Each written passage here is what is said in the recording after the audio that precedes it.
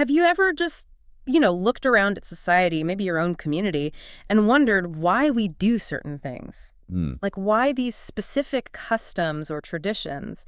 Think about something as simple as a handshake or something as complex as a marriage ritual. Are they just random? Or do they serve some kind of deeper purpose? It's a fundamental question, really. What holds our social world together? Exactly. And today, that's what we're diving into. We're looking at functionalism, this really powerful idea in anthropology. Right. The basic idea being that everything in culture, pretty much every practice or belief, exists because it does something. Yeah. It serves a function. Yeah, it's less about where it came from historically and more about what it's doing for people right now. And we're going to focus on two, well, giants who really shaped this whole way of thinking. Bronislaw Malinowski and A.R. Radcliffe-Brown. Two key figures, both functionalists, but, and this is crucial, they saw that function very differently, didn't they? Dramatically different lenses, yes. So, our mission today is to unpack their main arguments, see how they apply these ideas to, real societies, understand where they agreed and disagreed, and ultimately think about what these big ideas mean for your understanding of how human societies work, or maybe, sometimes, how they don't work so well. It's a perspective that can really shift how you view things. Okay, let's get into it. Where should we start? Malinowski. Let's start with Malinowski. His approach is often called biocultural functionalism.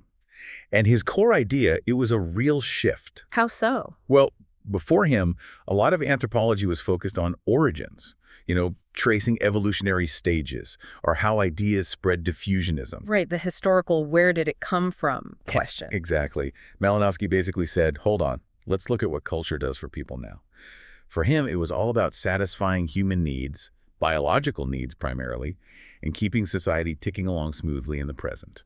And he wasn't just thinking this up in an office somewhere, was he? He's famous for his field work. Absolutely. He basically invented modern ethnographic fieldwork as we know it. It's quite a story, actually. Right. Yeah. He was Polish, background in physics, believe it or not. Got hooked on anthropology after reading Fraser's The Golden Bough. Wow, physics to anthropology. Yeah. Then this twist of fate, World War I breaks out, and he gets stranded in Australia. It's stranded. Well, stuck there as an enemy alien of sorts. But it turned into this incredible research opportunity. He ended up spending 2 full years living with the Trobriand Islanders in Melanesia. 2 years. Fully immersed. That's commitment. It really is. And that's the key. He didn't just watch from the sidelines. He lived with them, learned the language, ate their food, participated in daily life. Participant observation. That's the term he coined. It set the gold standard. You have to immerse yourself to truly understand a culture from the inside. And wasn't he quite honest about the struggles? I remember reading about his diaries. Oh, absolutely. His diaries, published later, are incredibly revealing. Full of frustrations, homesickness, annoyance with mosquitoes. It showed the raw reality of that deep immersion. It wasn't romantic. So from this intense fieldwork, he developed this idea that culture wasn't just a jumble of random traits. He saw it as an integrated whole. What did he mean by that? It was a big insight. Think of it like a biological organism or maybe a complex machine. Every part, tools, ideas, rules, beliefs, habits, is interconnected and serves a purpose in keeping the whole thing running. And that purpose is? Fundamentally, to help people cope with their environment. Adapt to it. Solve the problems it throws at them. He had this great line, the environment is both a biggest enemy and best friend. Culture is our toolkit for survival and thriving within that environment. So every institution, family, religion, economics has a job to do within the system. Exactly. Malinowski said every institution has a charter, its stated purpose, why people belong to it. And then it has its personnel, the people running it, its rules or norms, its material apparatus, the things they use, and its activities, what they actually do, all working together. Can you give an example? Sure. Think of, say, a modern coaching institute like that Level Up IAS example. Its charter is to train future officers. Right. The personnel are the teachers and staff. The rules are the schedules, the discipline. The material apparatus includes the books, the classrooms, the activities are the lectures, the tests, all focused on that charter. That makes sense. Very practical. Very. And this practicality leads straight into his theory of needs. He saw culture developing in response to a hierarchy of needs. A hierarchy, like Maslow. A bit similar, but focused on cultural responses. At the base, you have primary biological needs, the absolute basics for survival. Food, water, shelter. Metabolism, reproduction, bodily comfort, safety, movement, health, hygiene, all that fundamental stuff. Culture provides ways to meet these needs. Kinship systems handle reproduction and child rearing. Magic might arise for safety. Okay, basic survival covered by culture. What's next? Once you start meeting those primary needs, you create what he called an artificial environment. Your society, your tools, your settlements.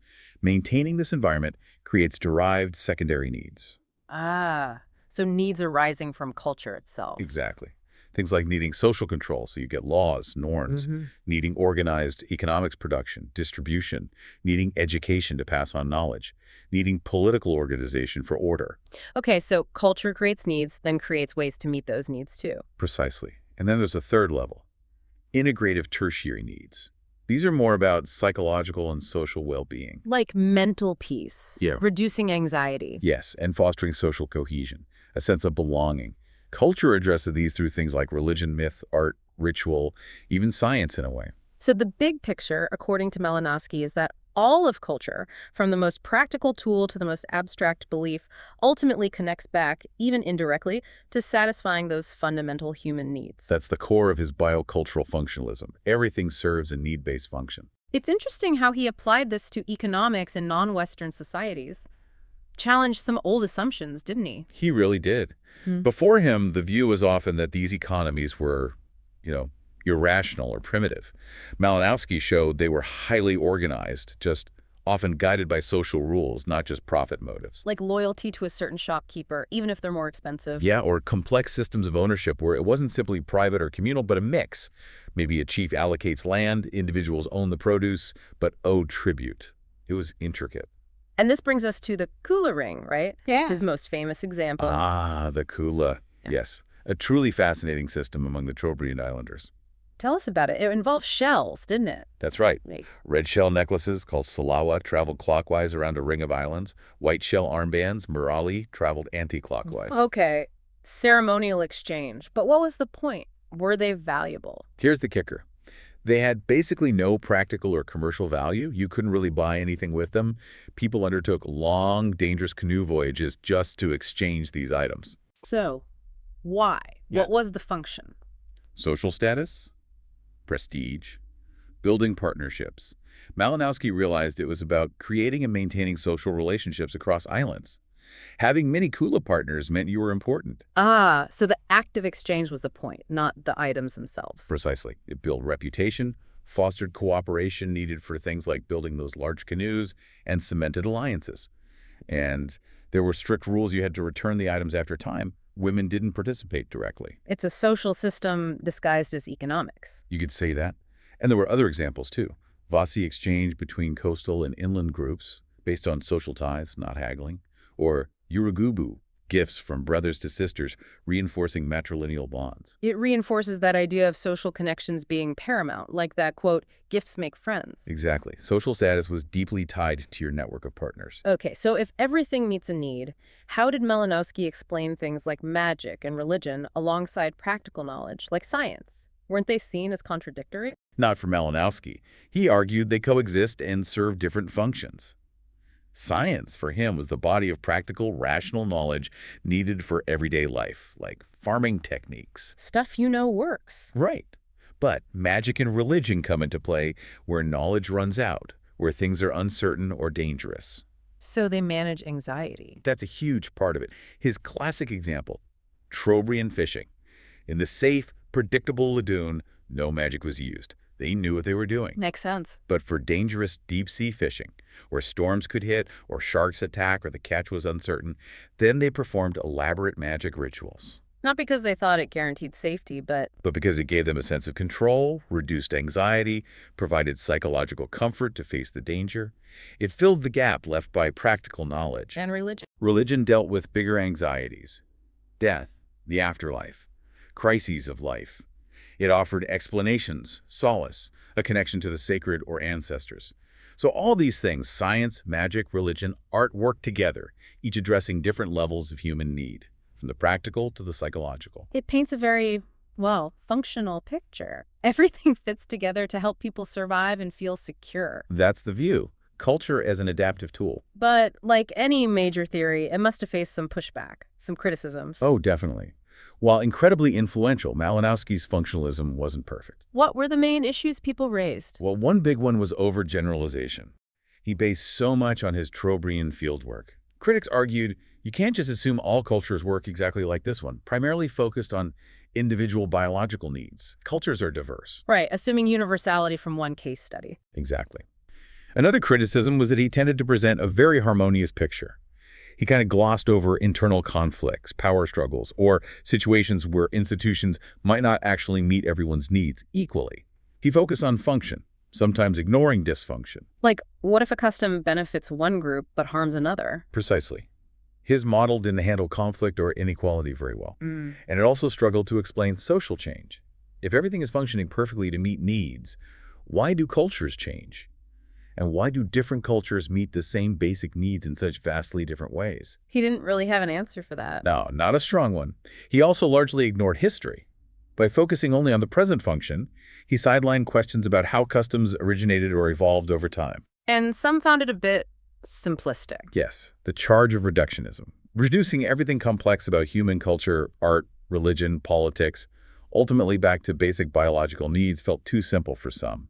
It couldn't easily account for customs that seemed non-functional or even harmful, but persisted anyway. Okay, so Malinowski, culture serves individual biological and psychological needs.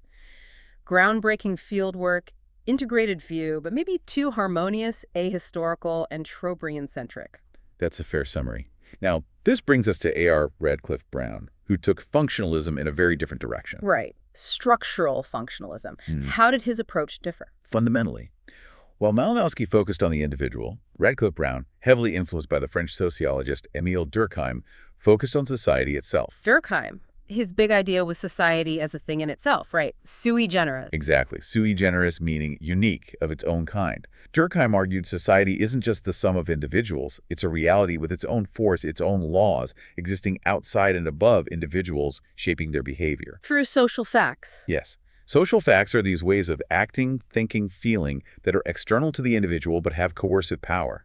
Laws, customs, currency, moral codes, even things like suicide rates, which Durkheim showed were social phenomena, not just individual acts. Things that exist regardless of any single person. Precisely. Society imposes itself on us. Radcliffe-Brown took this idea and applied it to culture. For him, the primary function of cultural practices wasn't to satisfy individual needs, but to maintain the social structure, to keep society stable and orderly. Society itself was the organism that needed preserving. So the focus shifts from the individual person to the social system. Entirely. He was interested in the structure, the network of social relationships, roles, and statuses. How did he define that structure? He saw it as the arrangement of persons in institutionally controlled or defined relationships. Think of roles like parent-child, teacher-student, ruler-subject. People occupy these positions and behave according to established norms. And these norms and roles make up institutions like family or government. Right. And these institutions together form the social structure. Crucially, the structure persists even when the individuals occupying the roles change. The roles themselves and the expected behaviors remain relatively stable. Like the role of president exists regardless of who holds the office. Perfect example. The structure relies on people generally following the rules associated with their roles. If they don't, there are sanctions, social pressure, to bring them back in line. The goal is social equilibrium. And any regular activity, like a ritual or ceremony. Its function, for Radcliffe-Brown, is to contribute to the continuity and stability of that social structure. It reinforces the norms, reminds people of their roles, strengthens social bonds. So very different from Malinowski's focus on individual anxiety reduction for, say, a ritual. Very different. Let's take his example of ceremonial weeping among the Andaman Islanders. Okay. Malinowski might see that as catharsis, releasing individual grief. Radcliffe-Brown saw it as a social ritual. Its function was to reaffirm social bonds that had been disrupted by a death or long separation. It brought the group back together, restored social solidarity, maintained the structure. The social function is primary. What about totemism in Australia? Again, a structural interpretation. Tribes divided into groups, like moieties, each linked to a totem animal, eagle, hawk, crow. Malinowski might look for practical food taboos. Radcliffe-Brown said the totems were good to think, not just good to eat. Good to think. What does that mean? They served as symbols representing the social groups themselves.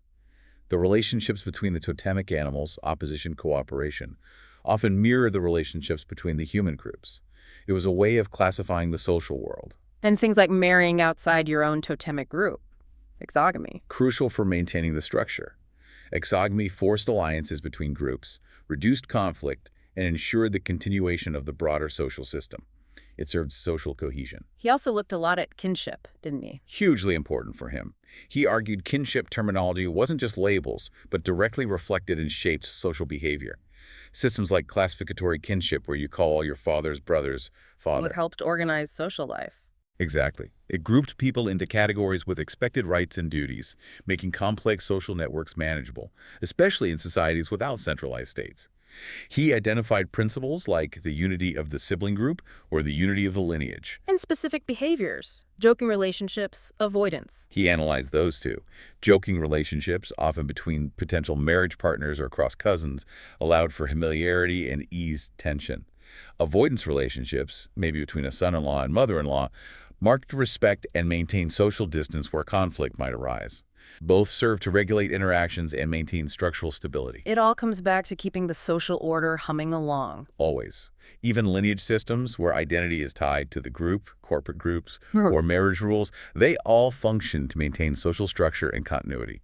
Did he apply this to things like the caste system? Yes, he saw caste as a clear, if extreme, example of a rigid social structure maintained by a whole system of norms. No intermarriage. Positions, hierarchy, expected responses, sanctions, ostracism, and actions, occupation links. Everything worked to preserve that specific structure. And economics. Did he have a structural take there, too? He did. Look at the potlatch ceremony of the Kwakiutl people on the northwest coast of North America. Right, the feasts where chiefs gave away or even destroyed huge amounts of wealth. Malinowski might focus on individual needs for status. Radcliffe-Brown emphasized how it functioned to maintain the social structure of rank and rivalry. By giving away wealth, chiefs validated their status, attracted followers, shamed rivals. Sometimes destroying wealth showed you had so much it was inconsequential. A prestige economy, you called it. Status over material gain. Exactly. The function was to affirm and negotiate positions within the existing social hierarchy. It maintained the political structure. You can definitely see echoes in modern society, philanthropy, political spending, even weddings sometimes. The underlying principle of using wealth for social status and structural position remains relevant. Okay, so Radcliffe-Brown offers this compelling vision of society as a self-regulating system. But surely his view also faced criticism. It sounds perhaps a bit too neat, too static. You've hit on the key critiques.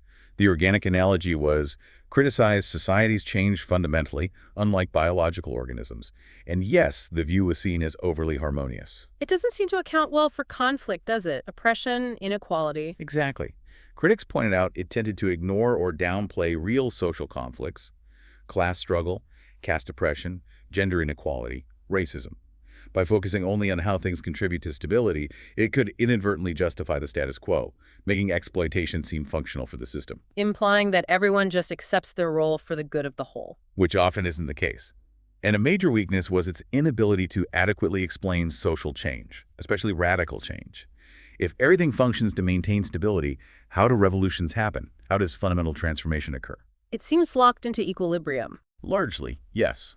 It also, like Malinowski, tended to be ahistorical and sometimes generalized too broadly, searching for universal laws of social structure, a goal many anthropologists later questioned. So putting them side by side, Malinowski sees culture serving individual needs. Radcliffe-Brown sees it serving social structure. Both influential, both with blind spots, especially around history and conflict. That's a good way to summarize the core difference. They laid essential groundwork, even if later theories moved beyond them. And other theories did emerge, didn't they? You mentioned diffusionism earlier, the idea of culture spreading. Right, that was an earlier school focusing on how traits moved geographically. And later you had structuralism, quite different from Radcliffe-Brown's structural functionalism. So structuralism, but like Levi-Strauss. Exactly. Levi-Strauss argued the deep structures weren't the social institutions themselves, but underlying patterns in the human mind. He believed humans are sort of pre-programmed to think in binary oppositions. Good, bad, male, female, culture, nature. Pure, impure, sacred, profane, aesthetic. He saw these universal mental dichotomies as shaping how we perceive reality and organize our cultures. So things like caste systems, purity pollution, or religious beliefs, sacred, profane, reflect these deep unconscious mental structures. It's a very different way of looking at cultural patterns. Fascinating. Looking for the code beneath the surface. Indeed. So, wrapping this up, what's the main takeaway for someone listening? How does understanding functionalism, both Malinowski's and Radcliffe-Brown's versions, help us today? Well, I think it gives you a powerful lens. It encourages you to look beyond the surface of customs and institutions and ask, why does this exist? What purpose might it be serving? Is it meeting an individual need, like Malinowski might ask? Or is it contributing to social order, as Radcliffe-Brown would suggest? Exactly. It pushes you to analyze the potential functions intended or unintended of social practices. And crucially, considering the critiques, it also prompts you to ask, functional for whom? Does this practice maintain stability, but also uphold inequality? Does it serve a purpose, but also create dysfunctions? So it's a starting point for critical thinking about society. Absolutely. We've covered Malinowski's focus on needs, Radcliffe-Brown's on structure. We saw culture as purposeful, adaptive, practical, even when dealing with abstract beliefs or seemingly strange customs. So the next time you see a cultural practice unfolding, maybe it's a holiday tradition, a local festival, even just how people greet each other. Challenge yourself. Yeah. Ask, what's the function here? Not just for the individuals, but maybe for the group, for the social fabric. Is it biological, psychological, social? Does it maintain structure? And then take that critical step further. Does it really work for everyone involved? Or are there hidden costs, hidden conflicts beneath that seemingly smooth function? That seems like the crucial question. Functionalism, despite its limits, helps us begin to ask.